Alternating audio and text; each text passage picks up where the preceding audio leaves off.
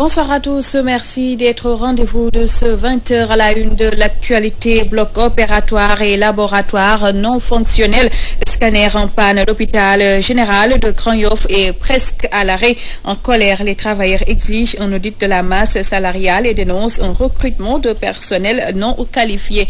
Le juge maintient Guy Marius Sagna en prison. Il a rejeté ce jeudi la demande de mise en liberté d'office introduite par la défense du fond de sa cellule. L'activiste lance un appel pour la poursuite du combat de Aar Li Ñu Bokk. Et puis, grosse colère des éleveurs du Forail de Dalifort après la visite nocturne du ministre de l'Élevage. Ils dénoncent un mépris des autorités et fustigent l'insécurité et le manque d'eau dans ce Forail. Des petits ruminants, vous les entendrez et tout à l'heure également au menu la page internationale et l'actualité sportive. Merci de vous joindre à nous. Je vous le disais dans les titres, scanner en panne, laboratoire et bloc opératoire non fonctionnel, recrutement de personnel non qualifié. Ce sont entre autres les mots de l'hôpital général de Grand Yoff. Face à la presse, jeudi, les travailleurs exigent un audit de la masse salariale. Ils menacent d'aller en grève après la Tabaski. Docteur Cher Sek du cadre unitaire des travailleurs de Ogui est au téléphone de Hassan Gueye. Depuis un certain temps, c'était un service qui fonctionne au ralenti. Par exemple, le laboratoire, il nous est arrivé à une certaine période, il y avait des ruptures fréquentes de réactifs, ce qui nous a amené à avoir nos malades, à qui nous a envoyé sur la base d'un bulletin. Et il arrive que des examens ne soient pas disponibles au niveau de l'hôpital. Ce malade est obligé d'aller dans d'autres structures. À la radio, on restait presque pendant 2 mois ou 1 mois et demi où le scanner était en panne. Et cette panne était prévisible parce que c'était un type qu'on devrait changer depuis une telle date. Ils ont attendu que pratiquement le scanner tombe en panne pour entamer des procédures d'urgence. Or, cela peut être anticipé. Nous demandons au niveau de la masse salariale. Lors de la dernière réunion du conseil municipal, ce que j'avais constaté, ce qui nous avait donné comme chiffre officiel, comme nombre d'agents, est tourné autour de 716 agents. Mais quand nous avons mené des enquêtes sur la base des derniers éléments qu'on nous a envoyés, sur les états financiers, on a rajouté 254 contractuels et aux dernières nouvelles, on est à 1057 agents. Ça veut dire qu'il y a des gens qui émargent, qui ne sont d'aucune utilité et qui, parfois, je me demande, est-ce que réellement ils sont dans cet hôpital? C'est pour cette raison nous demandons l'audit du personnel et de la masse salariale. Parce que les gens ne peuvent pas être ailleurs et nous envoyer des personnes qu'on recrute à gauche et à droite qui ne sont d'aucune utilité pour cet hôpital. L'hôpital a une vocation très claire et très nette. Les gens, même toutes les cotisations sociales, ils ne les reversent pas. Actuellement, on doit, en termes de cotisations sociales à l'IPRES, presque 1,5 milliard. La conséquence est que des gens sont partis à la retraite et se sont retrouvés avec des salaires de misère de moins de 50 000 francs. Donc, si les autorités ne les obligent pas à ouvrir des discussions, nous n'avons pas d'autre choix que d'aller en grève. Autre actualité, affaire Guy Marius Sagna. Le juge a rejeté la demande de mise en liberté d'office introduite par les avocats de la défense. L'activiste va devoir donc rester dans les liens de la détention. Mais pour Maître Moussa Sarr, le combat ne fait que commencer et un appel sera introduit pour la libération de son client. Maître Moussa Sarr est joint par Abdou Khoudous Diallo. Nous avions déposé une demande de mise en liberté provisoire avant même qu'ils ne soient entendus au fond, parce qu'il n'est pas encore le cas.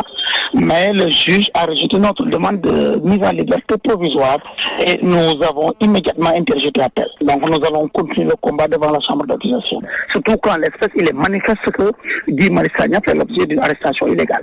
Donc nous avons estimé ne pas attendre son audition au fond parce que le caractère illégal est manifeste en l'espèce. Nous allons connaître le combat jusqu'à sa libération. Vous savez, au Sénégal, dans la pratique judiciaire, lorsqu'un prévenu n'a pas encore fait l'objet d'une audition au fond, dans la pratique, lorsque vous demandez une LP, on la rejette. Poursuivre le combat contre la spoliation des ressources naturelles, tel est Guy Marius Sagna a lancé au Sénégalais du fond de sa cellule de Rebeuss. L'activiste l'a confié aux étudiants de la plateforme Aar Li Ñu Bokk qui lui ont rendu visite ce jeudi. Babacar Niang, le porte-parole du jour, s'est entretenu avec Fatou Bintou Diouf. On va y revenir. Mais juste on vous dit que il n'est ni l'auteur du communiqué et il ne l'a pas publié dans sa page Facebook. Donc son arrestation est arbitraire, ça repose sur du faux. Maintenant, récemment, le procureur est sorti de sa réserve pour donner un autre chef d'accusation.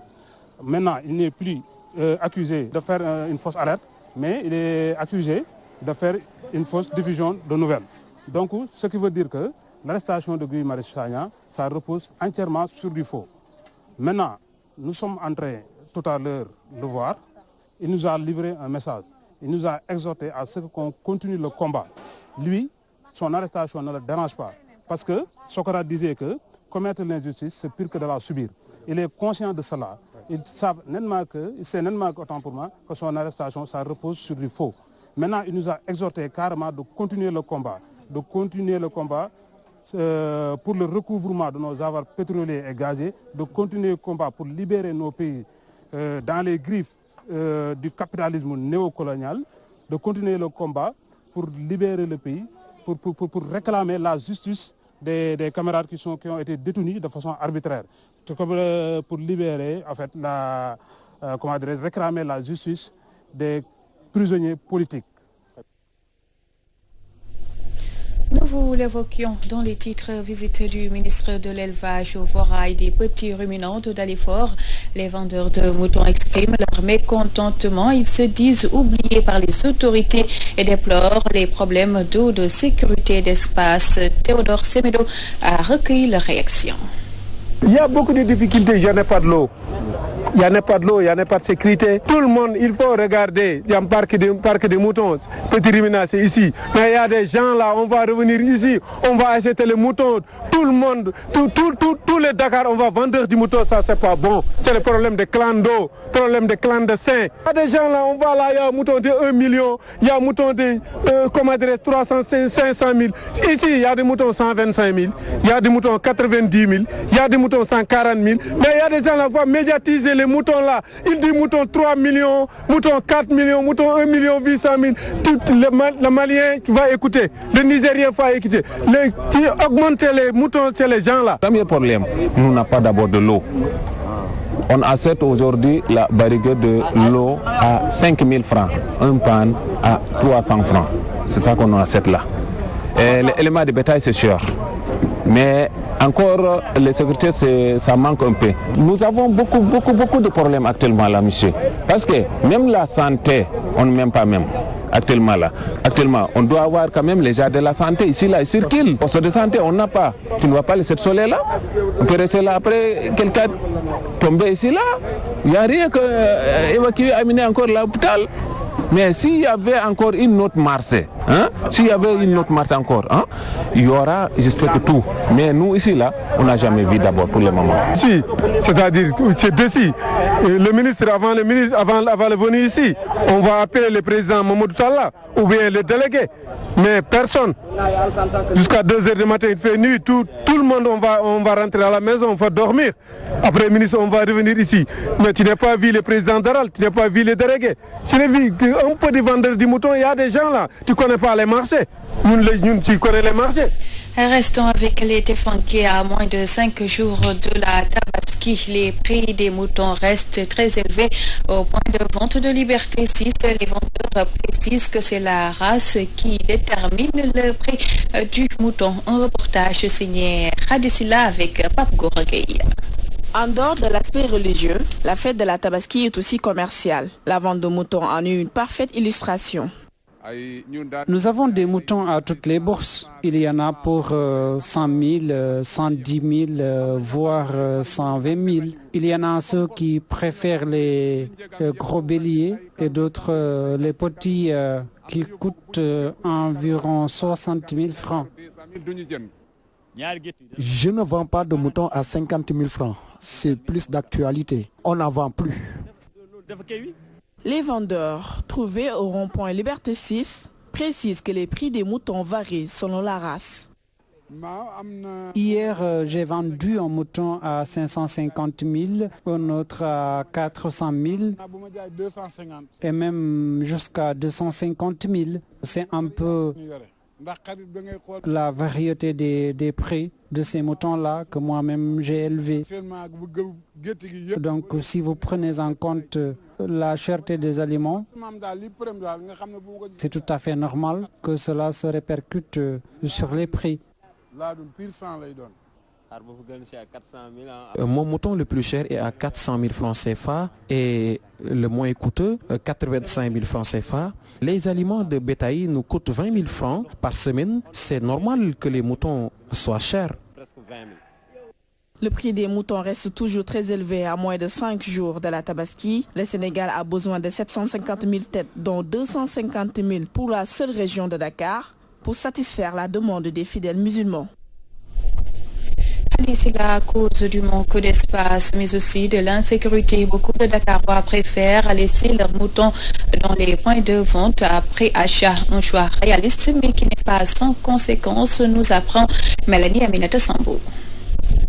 Dans les points de vente de moutons situés sur les deux voies de Liberté 6, nombreux sont les clients qui choisissent de faire garder leurs moutons pour les récupérer la veille de la Tabaski. Certains vendeurs et clients rencontrés reviennent sur les raisons. Certains clients n'ont pas assez d'espace chez eux et aussi souvent ils prennent en compte les voleurs de moutons. Il y en a certains qui vont en voyage et ils le récupèrent au moment venu car ils ne peuvent pas le garder chez eux. Dakar, là les maisons sont très étroites, il n'y a pas de place pour les moutons, donc ils préfèrent parfois les acheter, les laisser là. Pour ce client, ce procédé peut être une solution, mais il n'est pas sans conséquence. Parfois tu vois des gens qui le font, il y a encore des gens qui ne sont pas de bonne foi, parce que quand tu as ton mouton chez le vendeur, tu laisses en voilà ce qu'on dit, donc tu laisses une partie de l'argent. Bon, un mouton à 250 000, tu laisses 100 000 francs. Maintenant, finalement, quand il va être 100 000 francs, tu as des problèmes. D'antan, le mouton s'achetait des jours avant la fête, ce qui a tendance à changer. À l'époque, on attachait nos moutons une semaine avant devant la porte et on les lavait. Mais maintenant, les jeunes n'ont plus ce temps. Chacun cherche à rendre la fête beaucoup plus belle. Les temps sont durs maintenant. Les gens n'ont pas d'argent. Cela est aussi une raison. À cause du manque d'espace ou pour plus de sécurité, nombreux sont les Sénégalais qui préfèrent laisser leurs moutons dans les points de vente. Une solution pour certains, mais qui, pour le plus souvent, n'est pas sans conséquence. Parlons de toute autre chose. Vague de dénonciation de la promotion de l'homosexualité après Imam Alioune Badara Ndao et ses proches.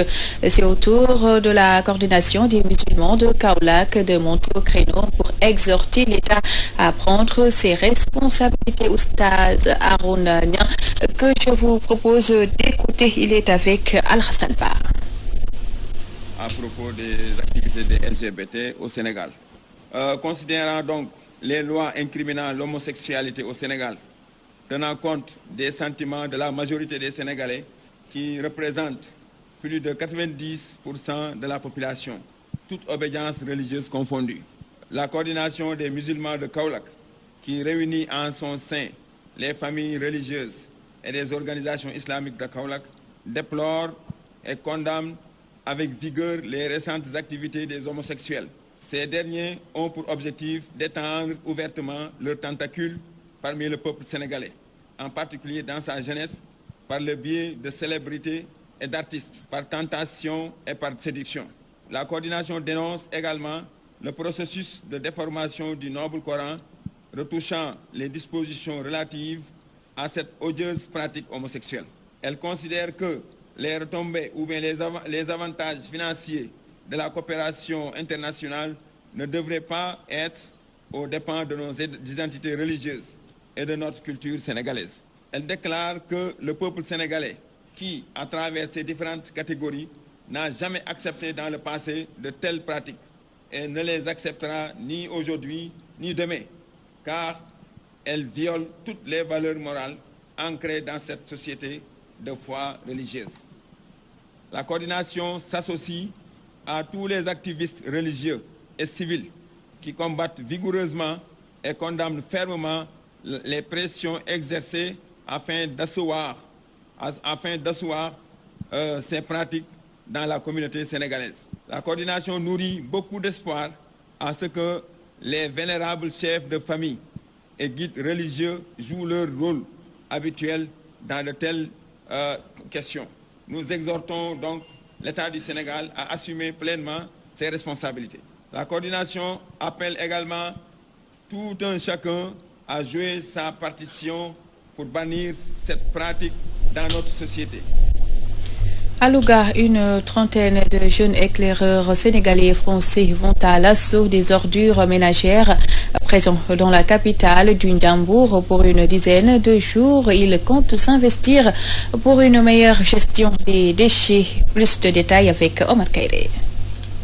La problématique de la gestion des ordures ménagères et des déchets plastiques dans la commune de Louga au cœur des préoccupations des éclaireurs du Sénégal. Ces scouts qui procédaient au lancement du camp de leur chantier dans la capitale du Ndiambour s'engagent à sensibiliser les populations et les élus. Conscient des problèmes de notre temps et donner une solution, on s'est donné la main avec la grande chaîne représentée ici par l'université Cheikh Anta Diop, aussi les éclaireurs de Mio et de Sainte-Afrique, pour faire des actions de sensibilisation. Aujourd'hui, il y a 30 jeunes venant d'horizons différents qui vont partager avec tout le GL de Louga autour des thèmes qui tournent sur la gestion des ordures ménagères et sur l'environnement de manière générale. Nous allons organiser des mobilisations sociales. Nous avons prévu de faire des centaines de VAD pour discuter avec les familles sur des bonnes pratiques, en leur proposant aussi des bonnes pratiques de gestion des ordures ménagères. Nous allons faire aussi des sensibilisations.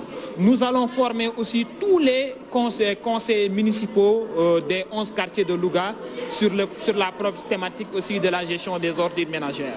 Ces éclaireurs vont séjourner à Louga durant une dizaine de jours. Une aubaine pour la municipalité impuissante face au défi de la gestion des ordures dans la commune. Aujourd'hui, quand la ville a grandi, elle a rejoint les déchets, qui aujourd'hui se retrouvent encore au cœur de cette ville.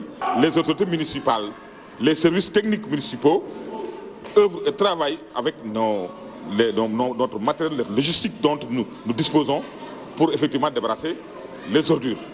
Mais on n'a pas encore réussi définitivement à régler cette question et c'est pourquoi nous saluons l'initiative et le camp qui est lancé aujourd'hui va certainement contribuer à résoudre ce problème épineux. Des échanges culturels avec les jeunes de Louga vont également être au menu des activités de ces scouts venus d'horizons différents. On parle du patrimoine immatériel avec les contes, on parle aussi de l'histoire de Louga, mais on parle des folklore, des percussions, tout sera aussi au rendez-vous. Omar Kairé, Louga, Walfadjri. À présent, un round-up de l'actualité internationale avec Mamradi Djerifal.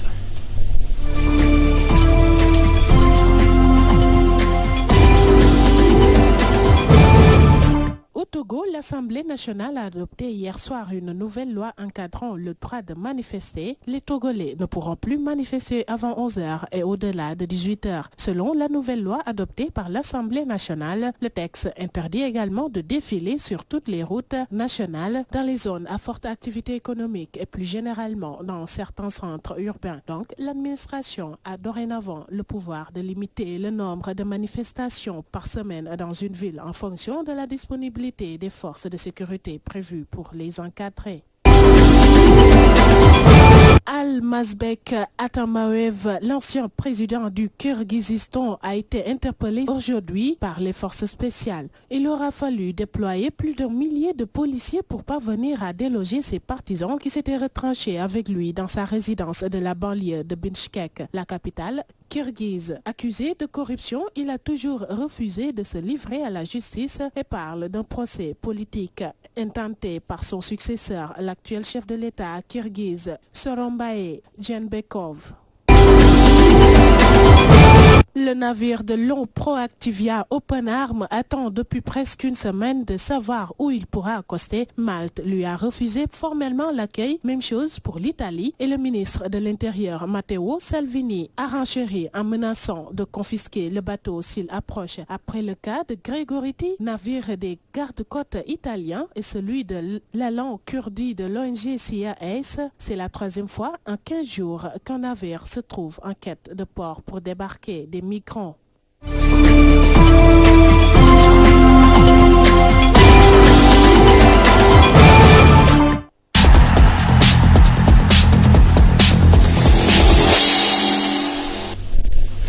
Dans l'actualité sportive, Afrobasket 2019, toutes les conditions sont réunies pour un bon démarrage du tournoi.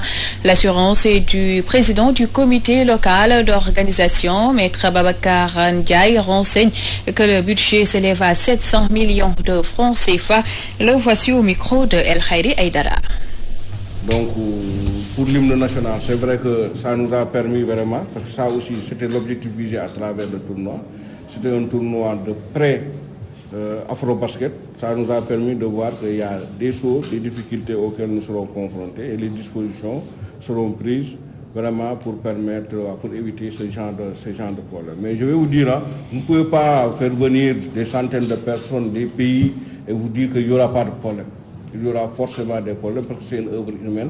Maintenant, ce qu'il faut faire, c'est d'éviter vraiment de minimiser les problèmes et à chaque fois qu'il y a des problèmes, essayer d'apporter des solutions. Donc nous sommes fin prêts, ça je peux vous le dire, toutes les dispositions sont prises en ce qui concerne l'hébergement des équipes, en ce qui concerne le transport des équipes, et également l'hébergement des officiels de la FIBA, l'hébergement des arbitres. Tout le monde, toutes les dispositions sont prises et je peux vous assurer que le samedi, Inch'Allah, on pourra démarrer sans aucun problème. Donc aujourd'hui, au moment où on vous parle, presque toutes les équipes sont arrivées. Il reste simplement le RD Congo, à ma connaissance, le Kenya et le Mozambique. Autour de 700 millions, 800 millions. Les droits, 800 millions, les droits d'organisation y compris. Je voudrais à ce niveau également vous dire que... Et puis, Coupe du monde de basket Chine 2019, le président de la Fédération sénégalaise de basket souligne que la préparation des Lions se passe dans de bonnes conditions. Khan Dalmeida et ses partenaires vont jouer 9 matchs amicaux. Maître Babacar Ndiaye est toujours avec El Khairi Aïdara. Mais pour le reste, tout le groupe est là. Donc, ils se sont entraînés. L'entraîneur a fait un choix de 16 joueurs qui ont quitté Dakar hier pour aller en Italie, jouer un tournoi jusqu'au 11. Et le 11, ils vont quitter l'Italie pour aller en Turquie. Également, un autre tournoi les attend. En principe, si je ne me trompe pas, ils seront à Dakar vers le 14 ou le 15 août. Avant maintenant de repartir en Chine vers le 18, parce que nous avons un tournoi à jouer en Chine à partir du 20 au 25. Donc à partir du 25 maintenant, attendre le démarrage du tournoi de la Coupe du Monde prévu le 31. Donc toute la fiche de préparation qui avait été conçue par la direction technique a été respectée, Dieu merci, parce que donc tout le retard dont on parlait dans la préparation, aujourd'hui, je pense que la fiche technique, la préparation d'1 mois avec la participation à ces 3 tournois-là va être respectée. C'est simplement prévu de rentrer en regroupement le premier. On est rentré le 2 en vérité. Donc on ne peut pas parler de retard. J'ai dit tout à l'heure, il n'y a pas de cadre, d'absence d'un cadre. C'est Gorgui Sidien simplement qui n'est pas là. Tout le reste du groupe est là. Maintenant, moi j'étais hier avec les joueurs, j'ai discuté même avec le capitaine et le vice-capitaine sur les conditions de participation. Nous nous sommes mis d'accord sur toutes les conditions. Il n'y a pas eu de problème à ce niveau-là. L'ambiance est bonne. Voilà, l'actualité sportive met un terme à ce journal. Merci à vous de l'avoir suivi. Ne manquez pas à 21h votre émission Dîner à Diamano avec Moustapha Diop, émission que vous pouvez revoir en replay sur notre site walfonet.com. Excellente soirée à tous.